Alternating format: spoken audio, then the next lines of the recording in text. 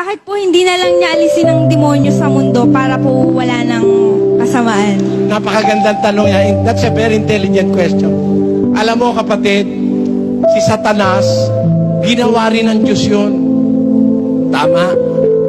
Nung anghel siya, hindi pa siya Satanas, ang Diyos gumawa sa kanya. Tama?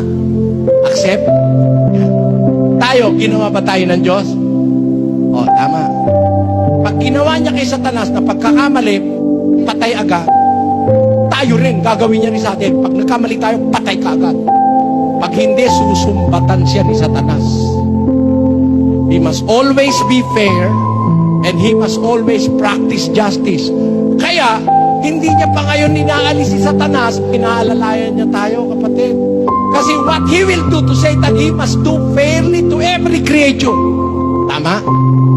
Eh pag nagkasala tayo, kung yun ang reason, tayo rin pag nagkasala, patay na tayo. Eh mahal tayo ng Diyos.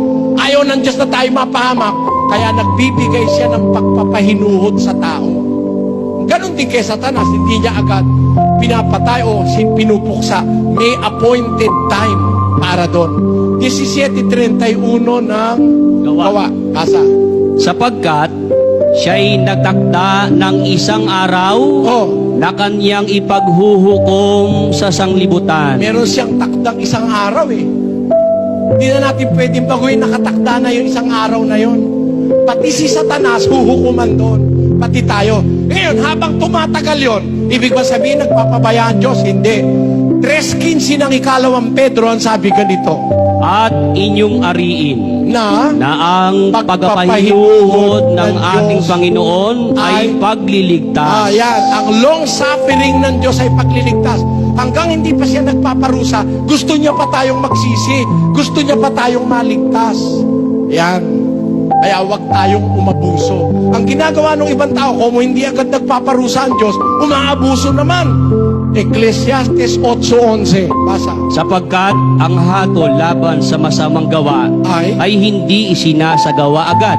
Kaya't ang puso ng mga anak ng mga tao ay lubos na nangalalagak sa paggawa ng kasamaan. Abusado yung iba, kung hindi agad nagpaparusa ang Diyos, ang layo ng Diyos, kaya siya nagpapahinuhod para maligtas ka, magsisi ka, makita mo yung pagkakamali mo. Eh yung iba naman, inaabuso, lalo namang nagpapakasama-sama, kaya mapapahamak yung iba. Ganon din si Satanas. No?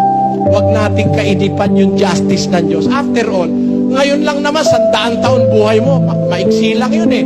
Eternity ang katumbas eh, sa hinaharap eh. Magkakaroon din ng hustisya, kapatid.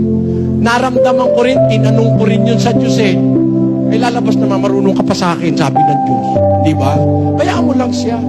Parang yung huwes, ikaw ang pumatay. Eh may due process eh.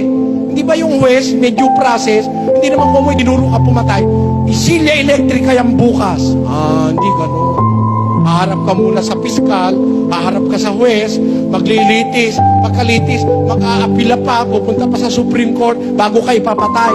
Tama yun? Ayun ang due process. Ang Diyos din may due process siya.